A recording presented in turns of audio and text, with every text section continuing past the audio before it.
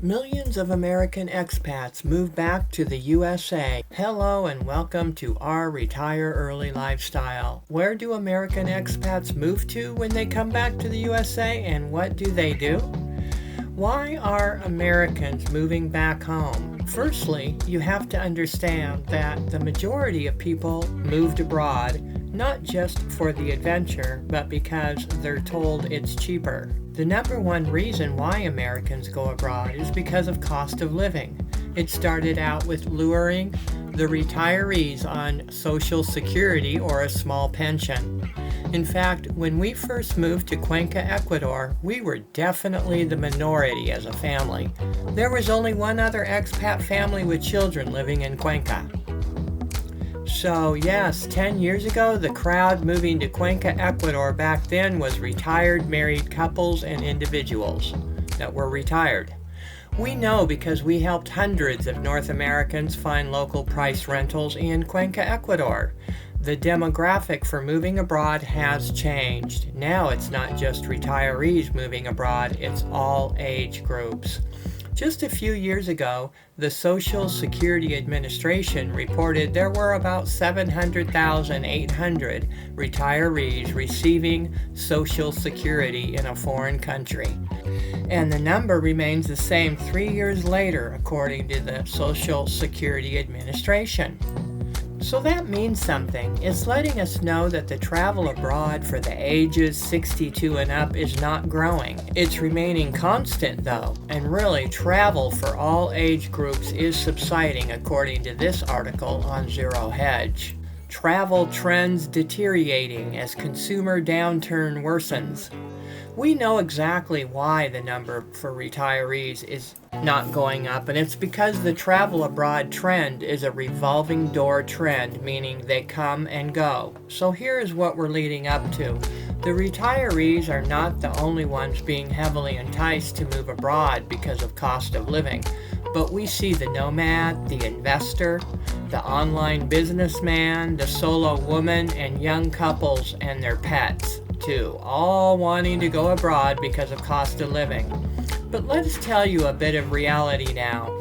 It takes a lot of effort to get the cheaper lifestyle abroad, unless you're moving to a place that has not been discovered yet, which is getting harder and harder to do. So what's wrong with this picture?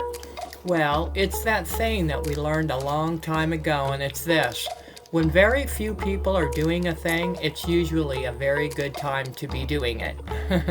But when it seems everyone and their pet is doing it, it's usually a sign that the best times are over and it's time to get out.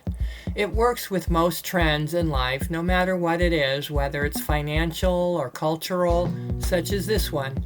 And this principle is very reliable. So to answer the why do they come back, is because they didn't get what they thought they were buying into, because they're late to the party or they overstayed and now you're lingering with the late crowd. There are exceptions, and we have talked about those that make a worthwhile effort at really going local, something most expats don't do because it does take skill and effort.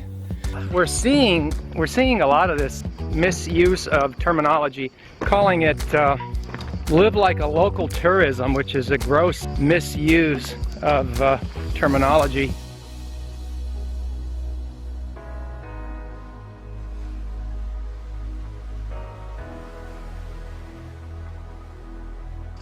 It's like when Hollywood uses the term kingdom of heaven. Of course, talk about gross misuse. If you really want to know what that is, don't go to Hollywood for that explanation. Of course, you knew that, right? And so this live like a local tourism, what they really mean is experience how locals do such and such. You know, experience how locals make olive oil. Experience how locals make, I don't know, club sandwich, whatever. So it's not live like a local. You didn't get up in the middle of the night and make that bread dough. Experience how great-great-grandma makes her secret tomato sauce. Yeah, that's what it really is. But what it does is when it becomes common usage, like the word ain't. I don't know if you grew up during this age, but we used to say ain't in the dictionary because ain't a word or something like that. And well, a couple decades later it ends up in the dictionary. And I don't know which one it's in, but you get my point. And anyway, going local in the later stages of a foreign bubble is almost near impossible anyway. You just can't overcome the crowds and avoiding them. Geographically, it just opens you up to other challenges. And remember, we've said before on this channel that once the honeymoon wears off, cheaper living just isn't enough pull to keep people anchored down to life in a foreign country. That's just reality. We don't wear rosy sunglasses, we can see clearly. And so the second part of this video is, where do they move to in the USA? I'm going to be perfectly blunt with you on this. They move where they can afford the cost of living better. Which state they move to after they've had their fill of living the castaway life abroad is anyone's guess, but if they aren't moving back into a home they left behind that they already own, you know, the ones that didn't sell, then they are moving to a lower cost of living area than where they were originally from.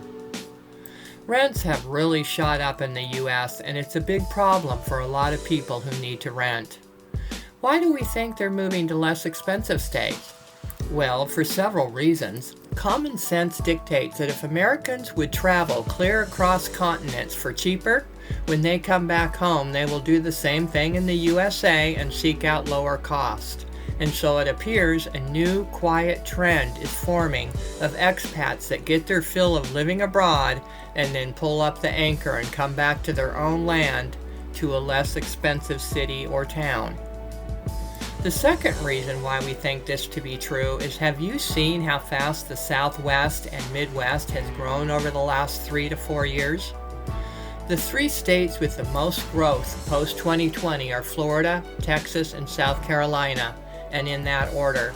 And here we are in 2024, and many Americans are searching less expensive states. Well, folks, that's the Bible Belt and the Midwest. Depending on which state and city or town you choose, prices can be less expensive, and depending on what towns, it can be relatively safer and more family-centered as well. But not only that, they're searching for safety and security too. Rural areas tend to feel safer and more secure because it is. Look at Idaho. It's getting the most movers going there now. And that's what's so neat about America. There's plenty of room for everyone, no matter where you want to live. So newcomers and transplants should strive to keep all of those wonderful reasons they moved there for the benefit of themselves as well as for the folks that already live there. But anyway, of course, we can't pinpoint the exact which southern states or Midwest states is best for you. You have to do the research according to your circumstances and your needs. People who make videos about best state, best country, best town are just doing the copy and paste thing. Even if those types of videos are a dime a dozen and they're all the same, they get lots of views. But we're here to tell you that no one state is really the best. It's all subjective and according to personal preference and situation each person or family is in. So to sum up this video, expats move abroad for cost of living, and when they move back home, they tend to move to the less expensive areas of the USA because of cost of living. And this is only after they find out it was not much of a savings for them after all, especially when you add in everything else they were trying to adjust to while living abroad. They say when in Rome, do as the Romans. So let me show you what I got here out of a Gringo Press just for today. I just read this in the Gringo Press today.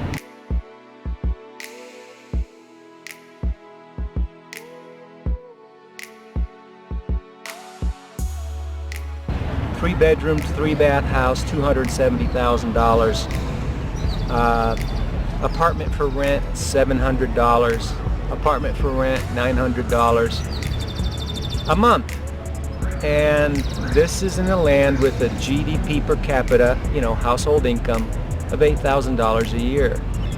What are we doing? Well, we're here in Rome doing as the Romans. And we're doing it well.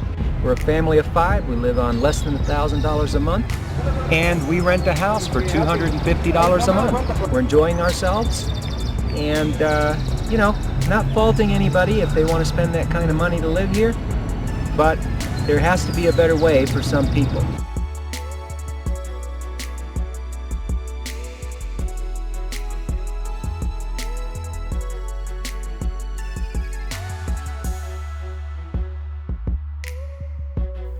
And let's not forget the revolving door of people who move back home. They do so for a variety of reasons, but number one is the inability to adapt to a foreign country.